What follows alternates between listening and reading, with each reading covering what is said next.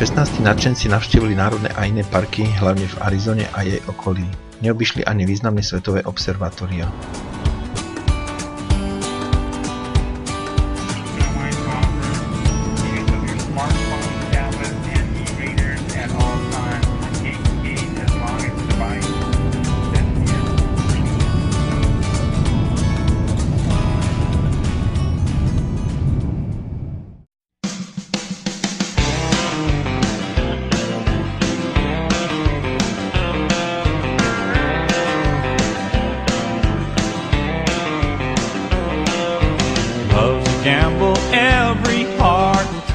Epizódu plánujeme už mnoho let. Ze začátku jsem to nebral moc vážně, páč jsem si myslel, že to je příliš složité, že se to nepodaří. Ale nakonec jsem byl překvapen, že skutečně se 16 lidí našlo, tak jsem zorganizoval pár věcí tady v Nevadě a pár věcí v Arizoně. Naštěstí se další přihlásili, co pomohli.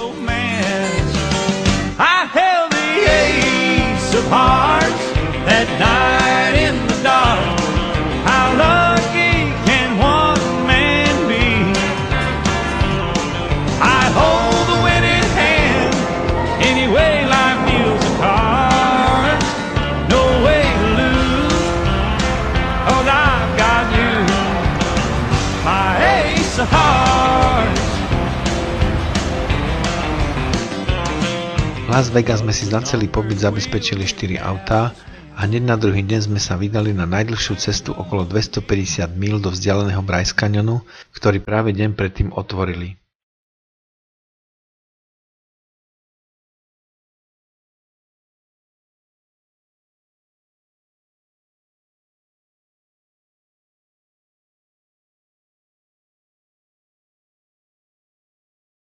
Do Bryce Canyonu sme dorazili až po obede. Prvá skúsenosť bola aj tá, že sme zaparkovali každý inde a tak posádka auta tvorila samostatnú autonómnu jednotku.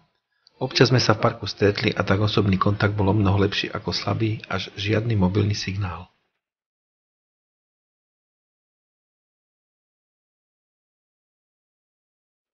Medzi skalami viedlo niekoľko turistických trás, každý si vybral podľa svojej chuti. Vzhľadom na rozsiahlosť parku my sme si prezreli pravdepodobne najnavštevovanejšiu časť.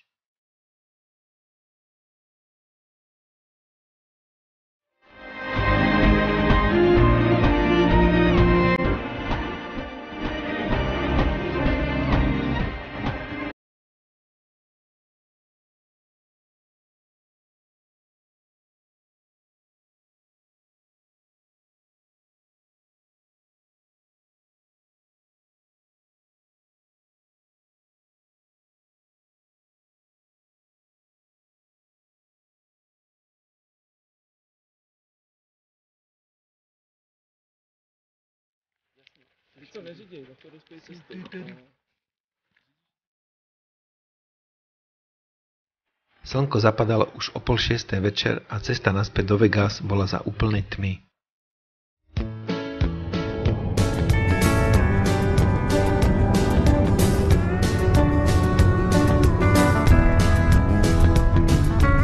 Dneska jsme tady na návštěvě mojí bývalé ženy Zuzky, která má mnoho koček velkých, hlavně tygry, ale taky má teďka 2 lvy a různé jiné další zvířata. A potom dále pokračuje dnešní cesta do údolí smrti, které naštěstí včera otevřeli.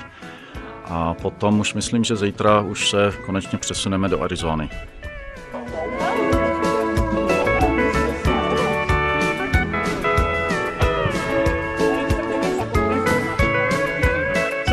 Som tady v Pahrumku od roku 2000 a máme tygry, lvy, pumy, americká divá kočka a pak máme servala a lynx, to je ako rys. Potom máme, pak máme vlky, plazy a jaštery, ale nič jedovaté nemáme. A niektoré zvieratá sme si kúpili, niektoré boli dárečky od přátel a niektoré potrebovali nový domov, pretože boli konfiskovaní. Ale my nevystupujeme, tie zvieratá, to sú naše miláčky a stojí hodne peňazí, ale nám to nevadí.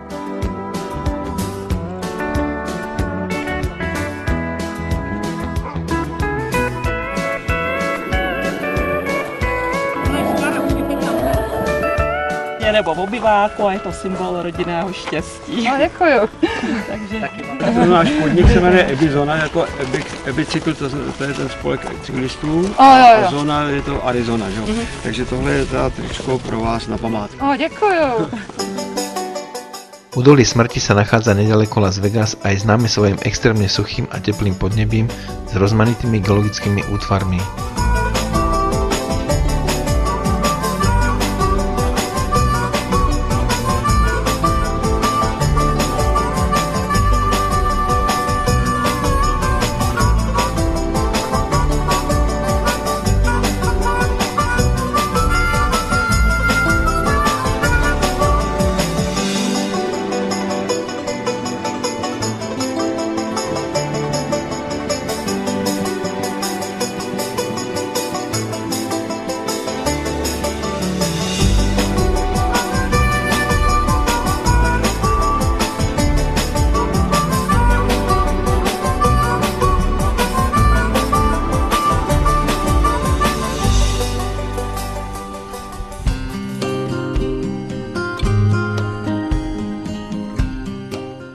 Údolie sa nachádza v severnej časti Mohavskej púšte.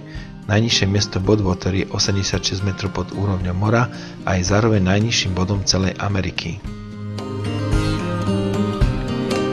Sme tu koncom októbra a teplota sa dnes pohybuje okolo 35 stupňov Celzia. Cestovanie v aute dobre vystrieda menšia prechádzka a spoločná debata. Ako inak? O vesmíre. Niektorí sme okoštovali aj kryštalickú soľ, ktorá obsahuje aj iné minerálne príchute, ale v celku bola jedlá.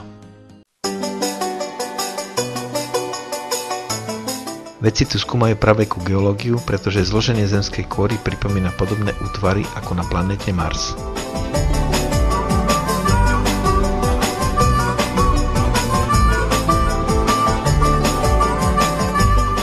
Dno údolia tvorí skamenelé bahno zmiešané s minerálmi okolitých hôr.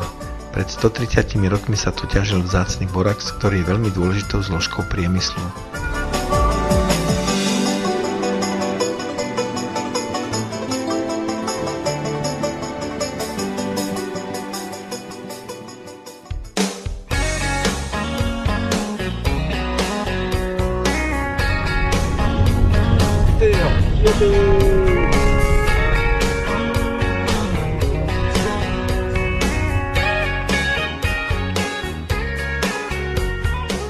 Horniny, ktoré sa rôznymi procesmi dostali na povrch, oxidáciou menia svoje zloženie a sfarbenie. Na relatívne malej ploche potom vznikajú rôzne farebné kontrasty. Piesočné duny vznikli naplaveninami z okolitých hôr, ktorých teraz uväznili medzi sebou. Najvyššie dosahujú výšku do 100 metrov.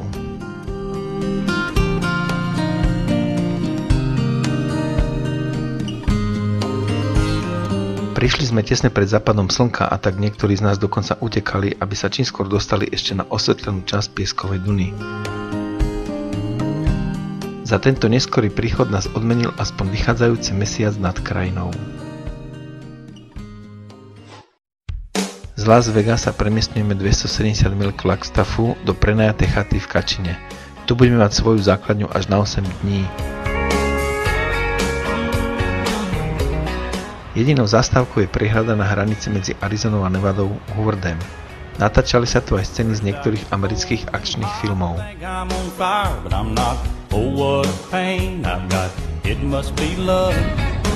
Priehrada bola postavená v roku 1936 na rieke Colorado a okrem výroby elektriny plní funkciu aj zásobovania vodou.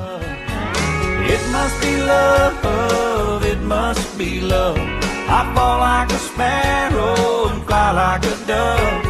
You must be the dream. V blízkosti pomníka tragicky zahynutým obetiam sa nachádza hviezdna mapa. Podľa rozloženia hviezdnej môžu astronómovia v budúcnosti určiť presný dátum výstavby priehrady.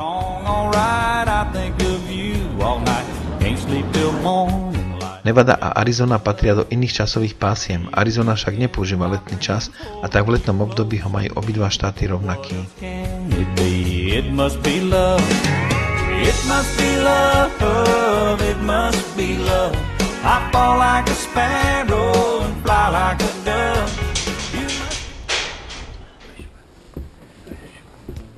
Prenajatá chata v Kačine bola veľmi dobre vybavená a priestranná. V hlavnej sále s kuchyňou sme preberali, čo nás čaká v najbližších hodinách a samozrejme aj zážitky za posledný deň.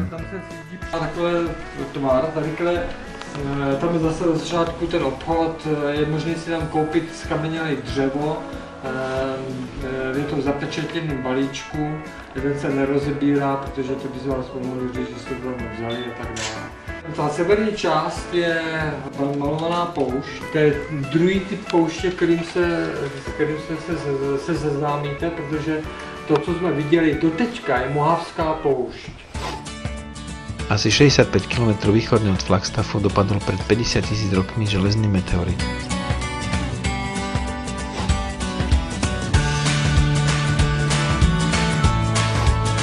Okrajové valy krátera sú už vidieť zo značnej vzdialenosti. Pred samotnou prehliadkou prechádzame cez Visit Centrum, kde sa dajú kúpiť aj menšie úlomky meteoritu a iné upomienky.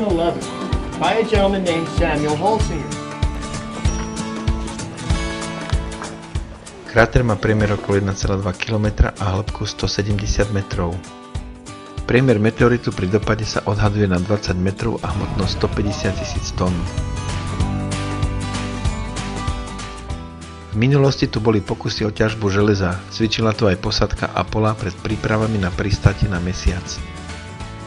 Meteorický kráter v Arizone bol prvým pozemským kráterom, u ktorého sa preukázalo, že ide dopad z vesmíru.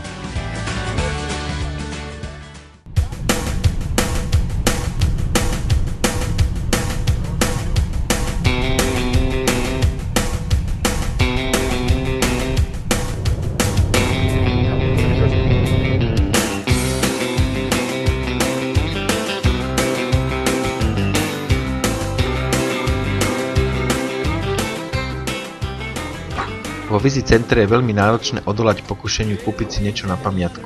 Zvlášť v tomto je pestrosť výberu obdivuhodná.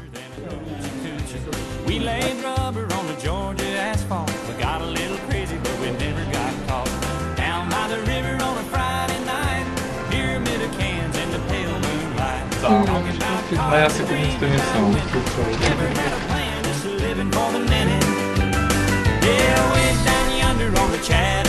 You never knew how much that muddy water meant to me, but I learned how to swim and I learned who I was. Jsme dorazili do Kachiny blízko Flagstaffu a rozhodli jsme se teda udělat dva národní parky.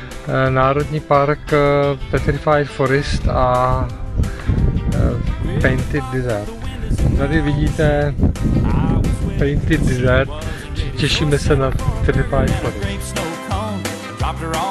Park Pine Desert zahrňa ekosystém lúk a pasínkov.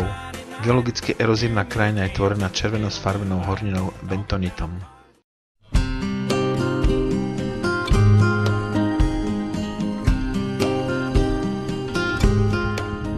Nachádza sa tu približne 350 indiánskych lokalít.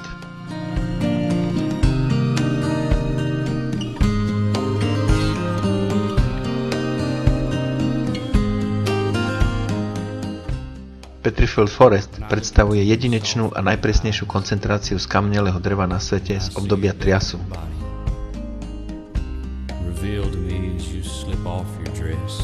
Za národný park bola oblasť vyhlásená v roku 1962 pre svoju vedeckú hodnotu.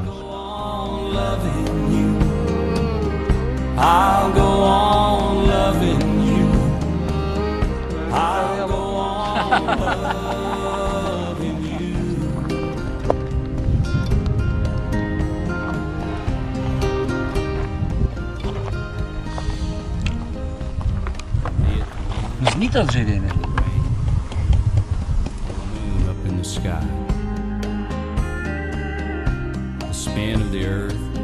Dnes máme na programe návštevu pána Chilka, ktorý nás zavedie k 4,3 metra Discovery Channel ďalekohľadu. Po obede nás čakajú na US Naval Observatory pri Flagstaffe. Auta sme si ešte vo Vegas označili. Pomáha to v orientácii, lebo podobných aut je tu veľa. Aj tak sa stáva už každý deň pravidlom, že sa na cestách navzájom stratíme. Já jsem vás potkal v Vertění, když odemíral pan Drbola v Hvězdárně. Jak jste tam byl a povídal jste.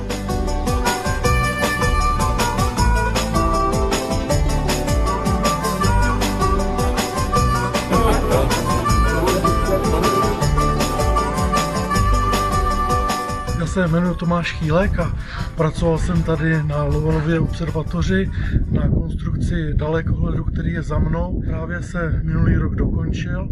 Používá se, je to takový univerzální přístroj, má široké zorné pole a používá se jak pro objekty sluneční soustavy, tak pro vesmírné objekty.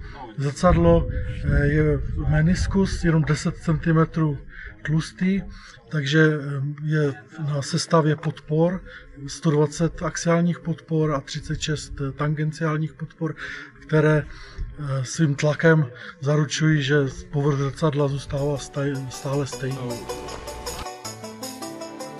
4-metrové zrkadlo pravidelne naparujú novou vrstvou hliníka vo vlastnej vakuovej komore. Observatórium podporuje spoločnosť, ktorá vlastní mediálne televízne kanály Discovery Channel. O to bola aj návšteva vzácnejšou.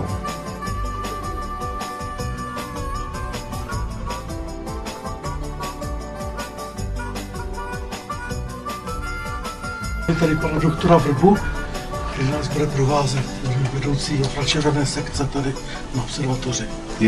US Naval Observatory združuje niekoľko pracovísk, poskytuje širokú škálu astronomických dát a produktov. Slúži ako oficiálny zdroj času pre americké ministerstva obrany a normy času pre celé Spojené štáty. 1,5 metrový reflektor Kai Strand je najväčší astrometrický ďalekohľad na svete. Do roku 1968 bol najväčším optickým ďalekohľadom amerického námorníctva. V roku 1978 bol ním objavený Plutov mesiac Cháron.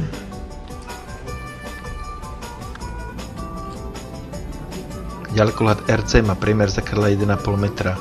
Má široké zorné pole, no napriek tomu dosahuje veľmi presné merania.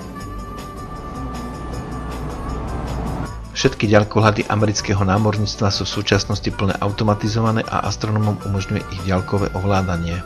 Prvý na svete Ritchie Chrétien ďalekohľad má priemer zrkadla 1 meter. Po nedávnej modernizácii slúži aj dnes. Večer nás pozval k sebe pán Chýlek a mohli sme si naozaj v rodinnom kruhu veľmi príjemne posedieť. Někdy někde setkala, a nebo když ne přímo, tak aspoň mají nějaké společné známé. Takže bych chtěl především poděkovat našim hostitelům, paní Chýlkové, Tomášovi, za tady tento velkolepý večer. Takže tadyhle je prosím jedna epizoda pro Tomáše a je to jako pro vaši ženu, protože teda myslím, že jsme teda opravdu získali velké přátelé. A protože už tady mnou se známe samozřejmě delší dobu, ale myslím si, že bez něho by to taky nevzniklo, tak tady je jedno XL. Děkuji.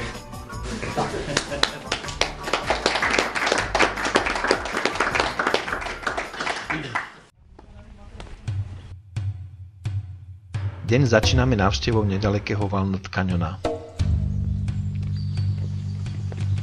V rokoch 1100 až 1250 nášho letopočtu tu žili indiáni kmeňa Sinagua.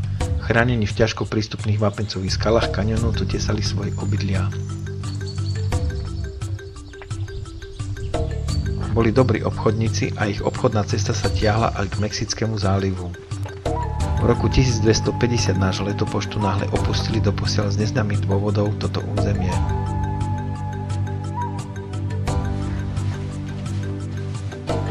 Na svojich územiach mali aj ďalšie skalné obydlia, ktoré sa tiež zachovali najmä v nedalekom Tuizgote a Montezuma Castle.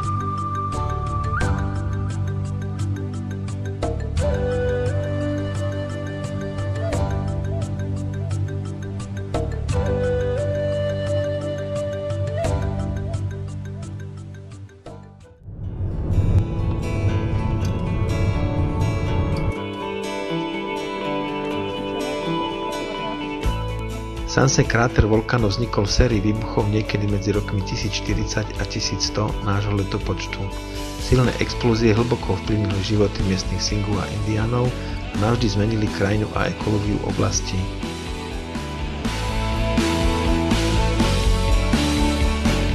Je to najmladšia sopka Colorado Plateau. Červený lem a tmavé prúdy sopky sa zdá, ako keby ochladli len včera.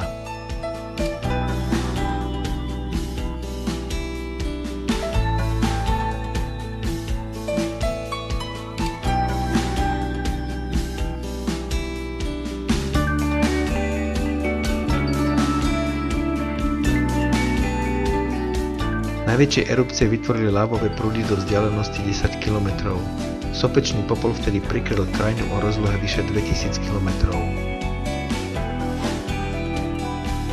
Dneska jsme byli na Mesa Point, což je společné pracoviště, které patří z části Námořní observatoři Spojených států a z části Lovelovy observatoři.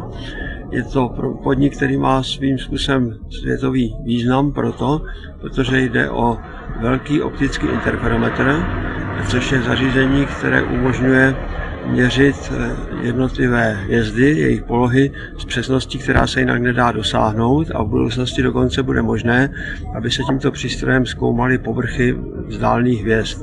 Přirozeně je to omezeno na hvězdy, které jsou viditelné očima, protože potřebujeme dost silný signál, a ten úkol je udržování systému souřadnic pro navigaci GPS. Protože tato navigace, aby fungovala, tak musí mít opěrné body, a těmi opěrnými body jsou právě hvězdy, které jsou velmi stabilní, a právě jejich stabilita nám umožňuje, abychom mohli GPS mít tak přesnou, jak ji máme. Odpoledne jsme pak byli na klasické Lovelově observatoři, to je ta, kterou si zřídil Percival Lowell ještě koncem 19. století. Zabýval se tehdy zejména hledáním podrobností na planetě Mars, protože byl velký fanda toho, že na Marsu je nějaká civilizace. Ale k tomu cíli si nechal postavit velice dobrý refraktor, jeden z nejlepších, který, myslím, dodnes nemá partnera. Je to refraktor o průměru asi 60 cm a používá se dodnes pro pozorování veřejnosti, protože se tam dají ukazovat zejména planety a speciálně pak Saturn. Ale v této hvězdárně také další dalekohled, který byl instalován až později, to znamená po Lovelově smrti, zásluhou tehdejšího ředitele hvězdárny Vesto Slipera.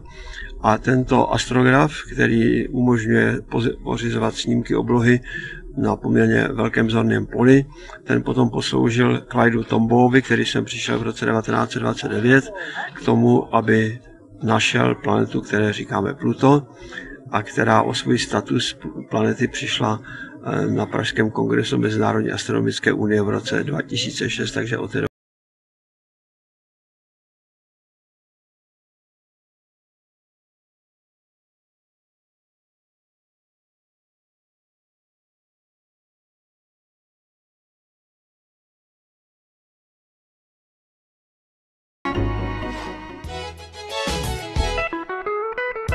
Ako celodennú túru som si vybral návštevu Indian Garden a potom vyhliadku nad Coloredom Platinum Point. Spolu 20 km, čo som si myslel, že brnkačka, ak to má byť na celý deň. Do Indian Garden sa dá ísť aj na mulách. Pravidelne vozia turistov, ale hlavne tovar do kempu. Občas dajú o sebe aj vedieť, aj keď ich nevidíte.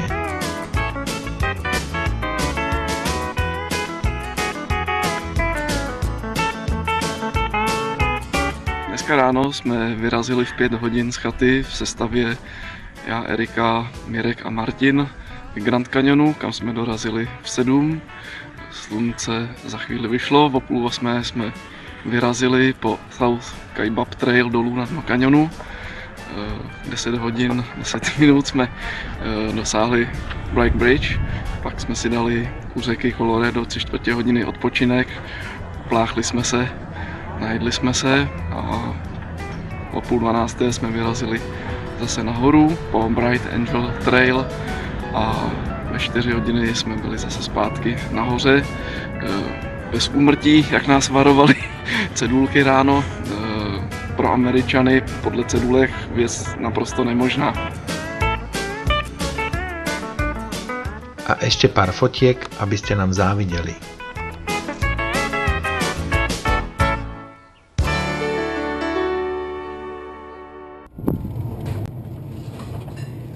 Ráno treba jesť naviac, pretože počas dňa už nemusí byť možnosť. naznačit, že Tak, a to je bezvadné, že... A nejenom po pár letech tam byli zlato.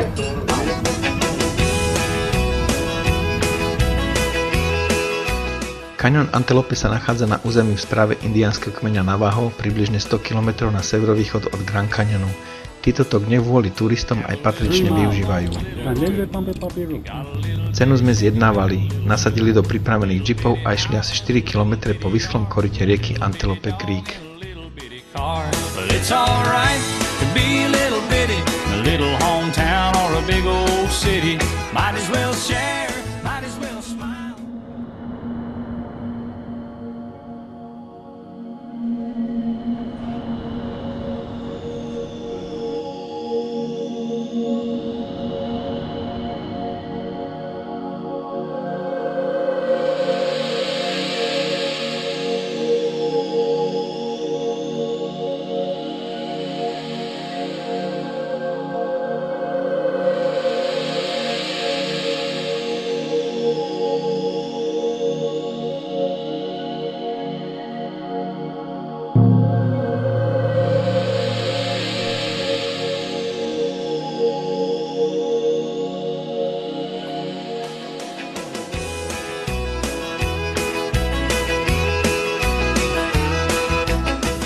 Víš, že to zvládnu? Ne, já nebudu skákat, mě bolí všecko.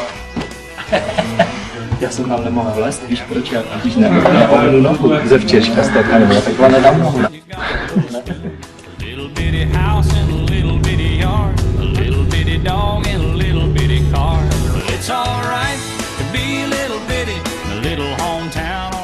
Horšuje Bend je meander rieky Colorado v tvare podkovy asi 6 km od mesta Page.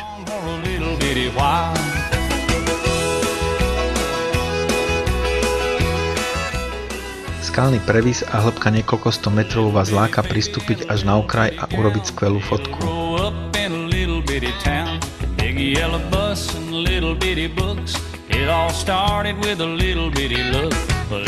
Začiatky meandra sa datujú na počiatok jurského obdobia. Na skalných útesoch sa nachádzajú aj indiánske fresky z dôb prvých obyvateľov Ameriky.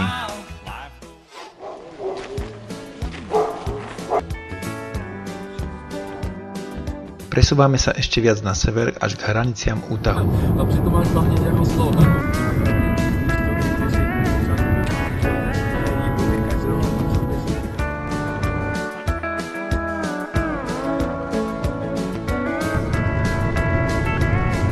Prechádzame cez indiánske územie, čomu svedčí aj väčší výskyt túlavých psov.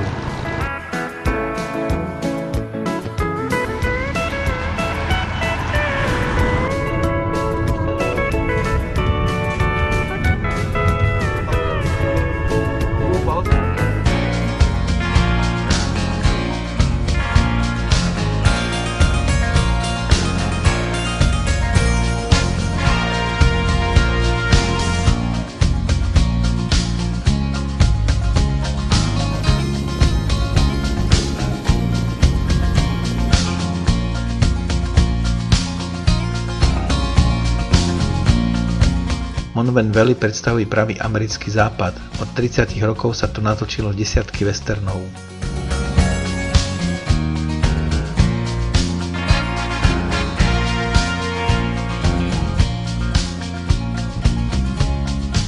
Právě teď jsme v severovýchodní části státu Arizona a ve mně to vyvolává vzpomínky na rok 1990, kdy jsem přesně těmito místy projížděl po 89, po které jsme přijeli i tentokrát. Viděl jsem ty 3 monumentální skály, které mě ohromily, taky jsem si z nich pořídil tenkrát ještě diapozitivy. No ale když jsme projížděli městečkem Kayenta, tak jsem se přesně zadíval na pozemek školy, kde jsem si na hřišti postavil stan. No a potvrzuje se, že člověk nikdy nemůže říkat, že se do těch některých míst už nikdy nepodívá.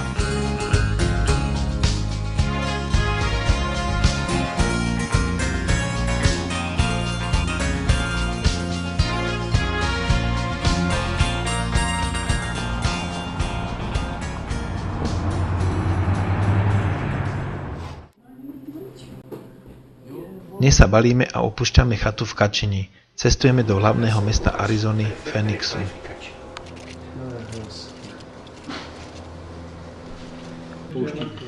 Současnému stavu. Rozdíl ty tekily.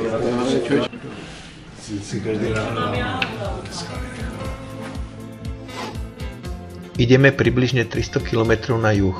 Po 50 km zastavujeme v turistickej lokalite v Sedone. Na Chapel Road a Rozdeľujeme si rozvrh na deň a ako prvú sme navštívili vyhliadku nad mestom.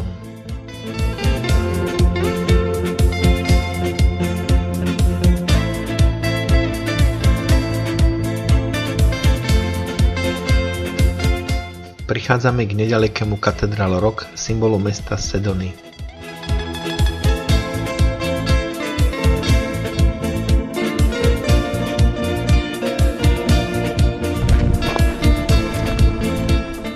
Populárna je pešia túra pre svoje strmé stúpanie so sedlovými bodmi. Tak sme sa po nej vybrali aj my.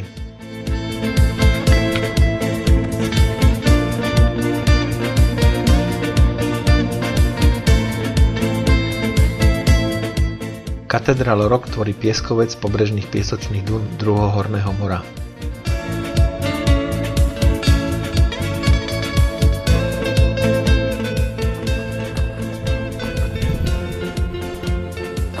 Odmenou za trochu riskantný výstup sú nádherné výhľady.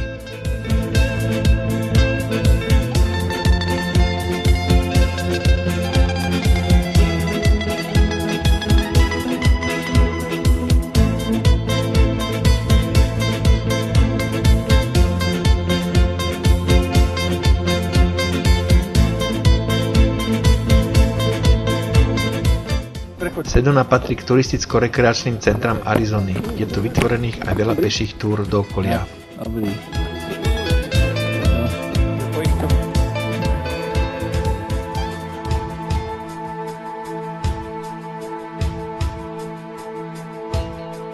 Nezvyčajná kaplnka Svätého Kríža bola postavená pod skalnými útesmi v Sedone v roku 1956.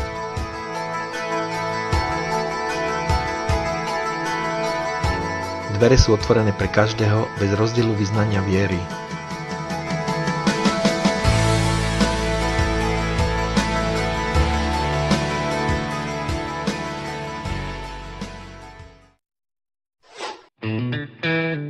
Dnes navštívime westernové mestečka a pamätník US armády v strede mesta.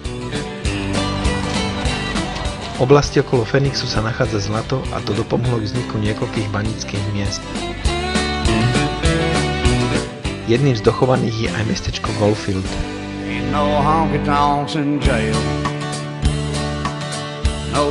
Zlato sa tu ťažilo pred 100 rokmi, teraz je z Goldfieldu turistická atrakcia a je tu všetko, čo má divoký západ mať.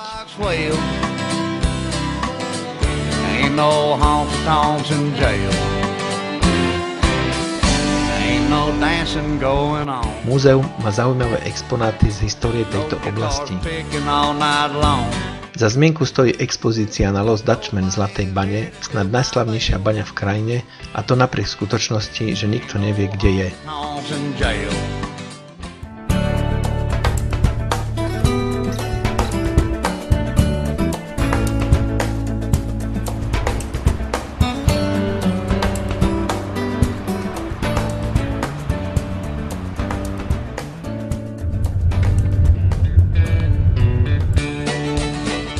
Tortilla Flat je pozostatok dostavníkovej zastávky a rýchleho občerstvenia z roku 1904. Musíme skloubit několik činností. Za prvé koupit benzínu, protože jedna posádka nemá benzín. Potom nákupy v těch kompletech. Atrakciou je vraj najchladnejšie zázvorové pivo, ktoré si môžete vychutnať z konského sedla namiesto barovej stoličky. Unikátna tapeta je vyrobená z reálnych dolarových bankoviek od návštevníkov z celého sveta. Takto vyzerá kostra veľkého kaktusu saguára. Drevo je pevné a veľmi ľahké.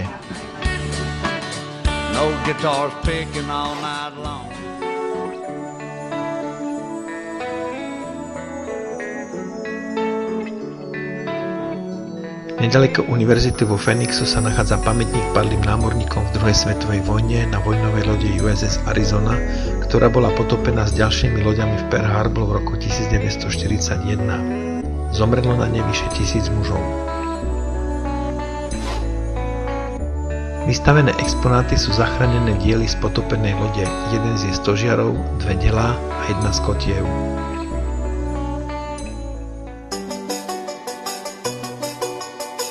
Opúšťame Phoenix a cestujeme 200 km na juh do Tucsonu. Casa Grande Ruin. Počkej, důležitá informace tato. Teďka ty hotely, co jsme zatím spali, chata v Las Vegas, tento hotel a poslední Las Vegas, poslední noc v Las Vegas, jsem platil já svojí kartou. Tak Mirku, Nech ti to vydrží ešte aspoň týždeň. Po trase do Tucsonu sa zastavíme v ruinách starobilého indiánskeho centra Casa Grande a urobíme pešiu túru na výstup Picacho Peak.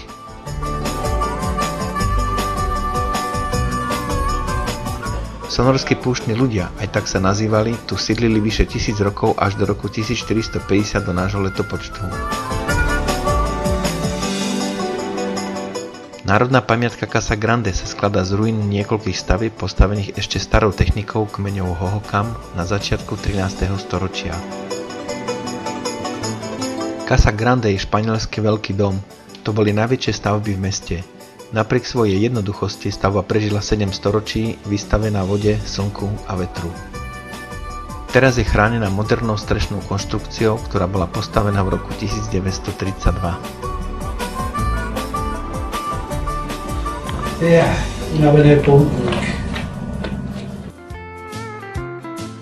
Popri ceste sme natrafili na bavlnovník. Na dotyk mäkký, príjemný, zíde sa na čistenie objektívu fotoaparátu.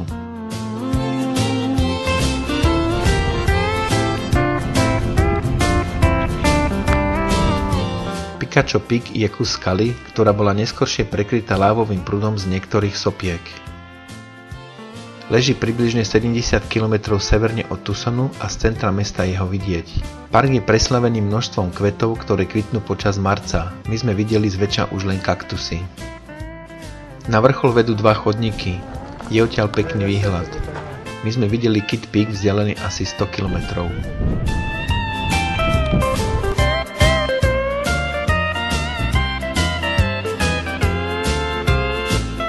Začína fúkať prudký vietor, počasie sa kazí a je vidieť, ako sa v nížinách zdvíha piesočná búrka. Využívame čas, kým sa všetci vrátia z túry na krátky briefing a dojazd do hotela v Tucsonu. Tucson je koncentráciou arizonskej astronómie, v jeho okolí je veľa známych observatórií. Dnes ideme na Mont Lemmon. Observatórium je vzdialené asi 70 km od mesta vo výške 2400 metrov nad morom.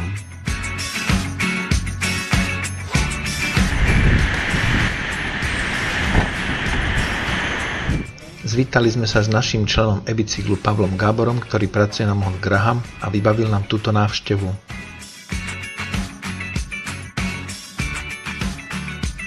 Teraz na Mount Lemmon. To je objekt pôvodne, ktorý vlastne spravovali ozbrojené zložky Spojených štátov a v 70. rokoch to prevzala Univerzita Arizonská. Je tu, myslím, dokopy 12 ďalekohľadov, z toho najväčšie majú 1,54 m a momentálne tie ďalekohľady postupne hľadajú a niektoré aj nachádzajú nový život. Najvýznamnejší, najúspešnejší projekt je Catalina Sky Survey, CSS. Je to program hľadania a následného potom spracovania trajektórií rôznych asteroidov. Je to jeden z 2 programov, ktoré bežia na Arizonskej univerzite, ten druhý má svoju základňu na Kitt Peaku. Inakšie druhý spôsob, ako využiť tieto ďalekohľady, je pozorovanie na diaľku.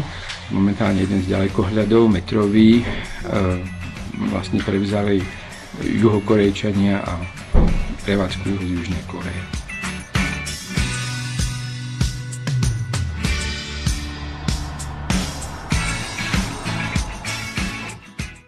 Srdcom každého ďalekohľadu je zrkadlo. Firma Mirror Lab sa nachádza priamo pod futbalovým štadiónom a vyrábajú sa to novou technológiou najväčšie zrkadlá na svete. Rozstavené sklo rotuje v peci a počas toho chladne niekoľko mesiacov. Tým sa vyrobí dokonalá parabola. Toto je model budúceho ďalekohľadu LSST. Každé zrkadlo má priemer 8,5 metra. V hale sme videli leštiť stredné zrkadlo LSST s otvorom a ďalšie 6,5 metrové pre mexický teleskop. Leštiace hlavy sú riadené elektronicky s neuveriteľnou presnosťou kontrolované laserom. V dnešnej dobe je to malý zázrak, pretože zrkadlá sú tenké, ľahké, presné a ich výroba je lacnejšia. Sú určene výhradné pre adaptívnu optiku. A nám prezradili, že sme bola ich prvá československá návšteva od ich vzniku.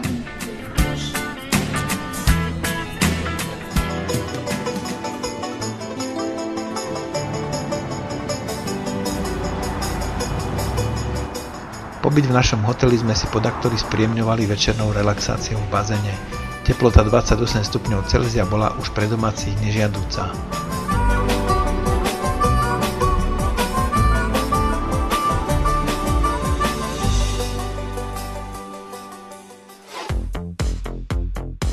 Mont Graham je vzdialený 250 km od Tucsonu v nadmorskej výške 3250 metrov.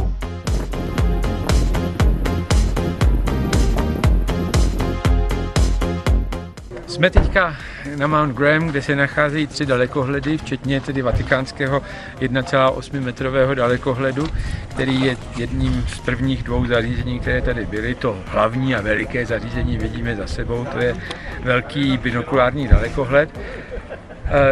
Ten vatikánský dalekohled vlastně byl jakýmsi prototypem pro mnohá zařízení, která pak byla aplikovaná na tom velkém binokuláru.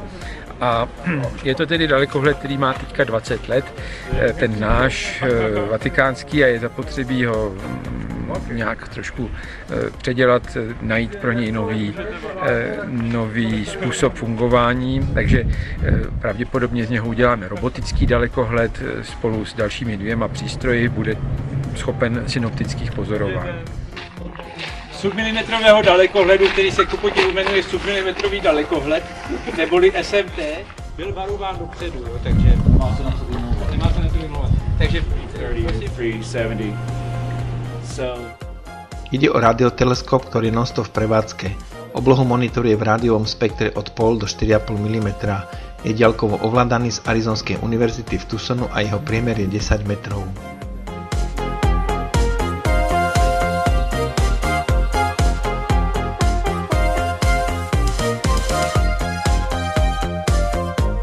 LBT neboli velký binokulární dalekohled má na společné montáži 2 8metrová zrcadla, tedy přesně 8,4 metrů mají průměr. Jsou to zrcadla odlitá v rotující peci, technologií, která vlastně pochází tady z Tucsonu od profesora Rogera Angela. No a je to dalekohled, který má celou řadu přístrojů, instrumentů, tedy, které se používají k různému druhu pozorování, ať už jsou to kamery, nebo spektrografy, nebo interferometry.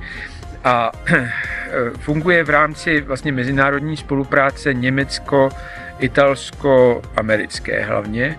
Je tam několik partnerů odjinud, ale tyhle 3 země jsou nejvíce zastoupeny. Je to velice komplikovaný, velice ambiciozní projekt, kde ta soustava všelijakých zařízení skutečně je naprosto špičková. V podstatě kvůli tomu, mimo jiné, je to tedy opravdu meka všech instrumentalistů, ale pokud jde o vědeckou produkci, tak ten dalekohled daleka třeba zaostává za ESO a těmi 4 8 metry, které jsou tam. Ale momentálně je to skutečně největší plocha skla na jedné společné montáži. Čili je to největší dalekohled v této chvíli na světě. Cestujeme 60 km južne od Tucsonu v ďalekohľadu na Mount Hopkins.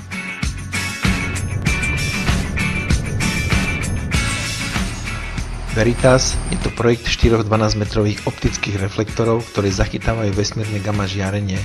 Nachádza sa tu aj Visitor Centrum. Na Mount Hopkins nás vyviezol autobus so sprievodcom. MMT začínalo v roku 1979 a malo 6x1,8 metrový zrkadiel, ktoré pôvodne mali slúžiť pre americké špionážne satelity.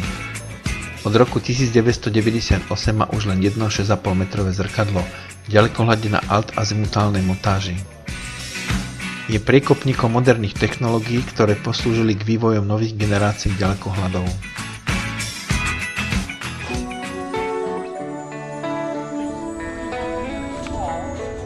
Titan Missile Museum sa nachádza 25 km južne od Tucsonu. Titan II bol v časoch studenej vojny najväčšia pozemná jadrová raketa používaná v Spojených štátoch. Dokázala vyniesť jadrovú hlavicu s účinnosťou 9 megatón. Navštívili sme aj pozemné riadiace centrum, ktoré sa nachádzalo 3 úrovne pod povrchom Zeme a simulovali sme odpálenie rakety.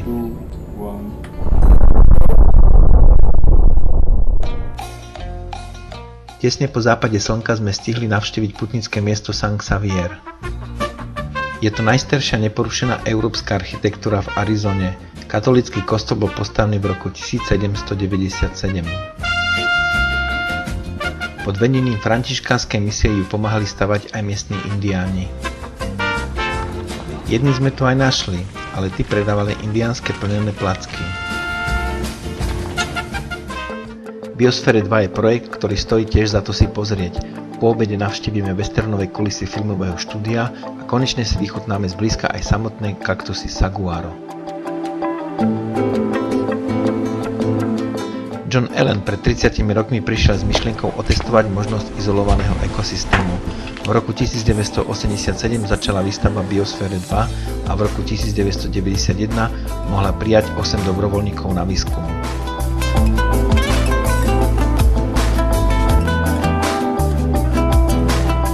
Je to veľkoskleníkové laboratórium s 3000 rastlinnými a živočíšnymi druhmi v 26 ekosystémoch.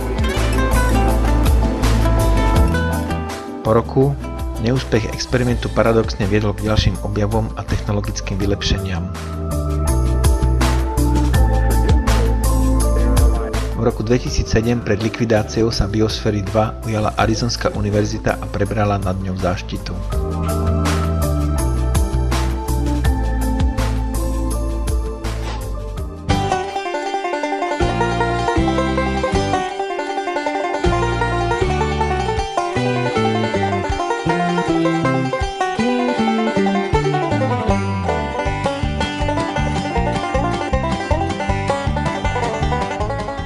V Oltuskom filmovom štúdiu vznikli a vznikajú desiatky westernových scén z divokého západu. Keď sa nefilmuje, je otvorené aj pre verejnosť a poriadajú sa tu aj hudobné festivaly. Jeden z nich sme práve navštívili v sprievode ochránky a dovolili nám na pár minút si urobiť niekoľko snímok.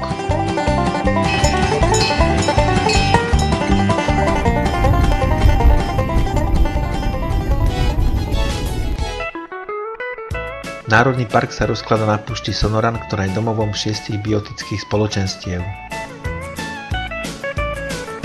Tucson je v Arizone domovom najväčších kaktusov. Obry saguaro je symbol amerického západu. Nachádzajú sa iba v malej časti Spojených štátov a sú chránené.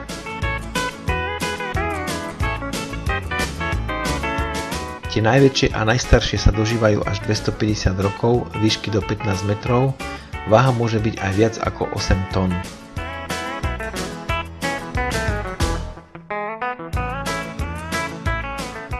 Výšku 1 meter dosiahnu asi v 30. veku, 3 metre keď majú okolo 70-ky. Plody sú šťavnaté a dajú sa konzumovať. Ďatle a vtáci vyďobávajú úkryty pred horúcim slnkom. V dospelosti môže mať kaktus aj 40 takýchto dier.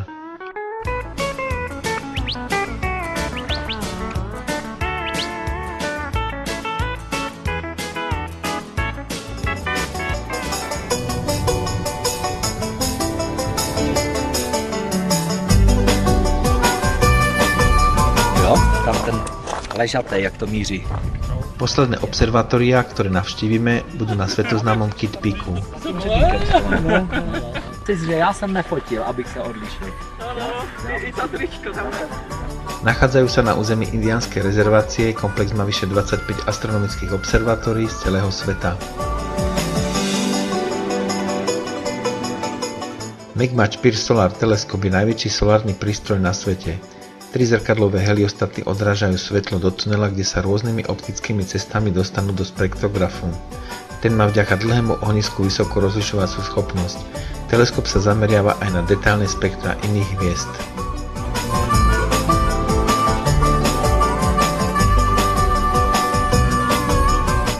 Majal 4-metrový teleskop bol daný do prevádzky v roku 1973. Kopola má dvojitú štruktúru, aby odolala vetrom 120 km za hodinu. Používa sa hlavne na zachytenie infračerveného a slabého svetla. V ohnisku má CCD fotoaparát s rozmermi 8200x8200 pixelov, ktorý produkuje farebné fotky hmlovín a galaxií.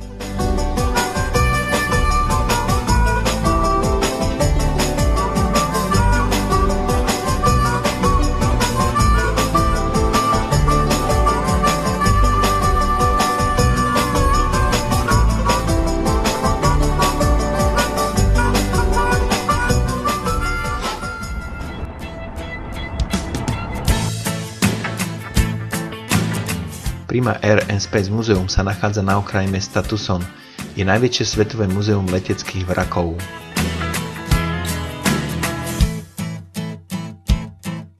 Otvorené bolo v roku 1976. Nachádza sa tu niekoľko stoviek vojenských, civilných a experimentálnych lietadiel.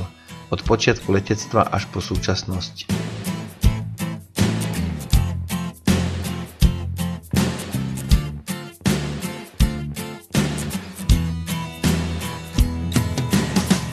Výstavná plocha zabera 320 km štvorcových.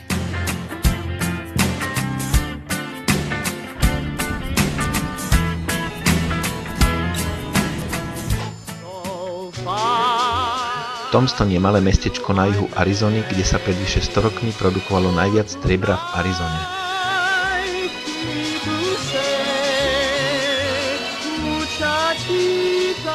To malo za následok okrem poctivých a pracovitých baníkov aj množstvo darebákov a zloduchov.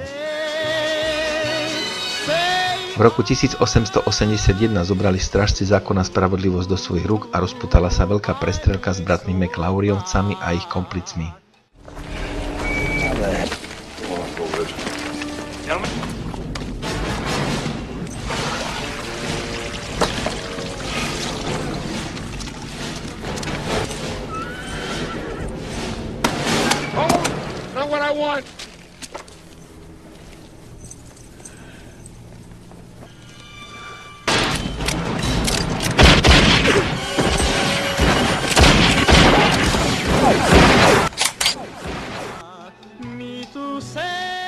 Táto udalosť dnes žije celým Tombstonom a denne je tu niekoľko hraných scén s legendárnou strieľačkou.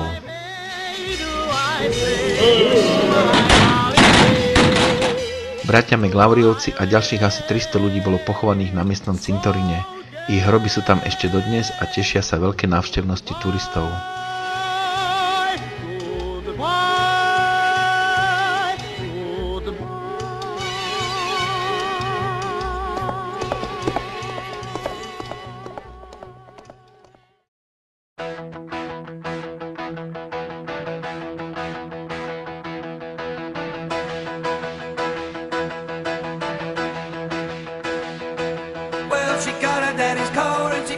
Koľko si tu máte?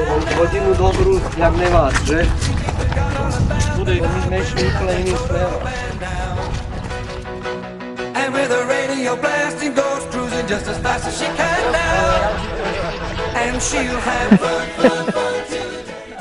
Vy se nesmějte, já jsem na tohle triko doplatil. Moje fotka u Grand Canyonu je tak ohavná, že...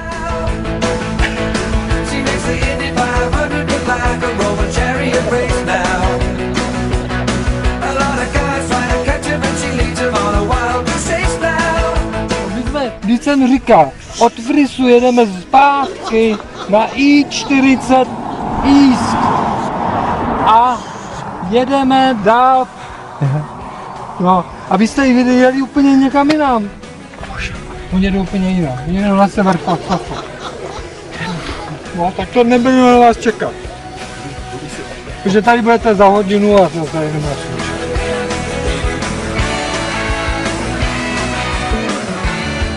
Hurá!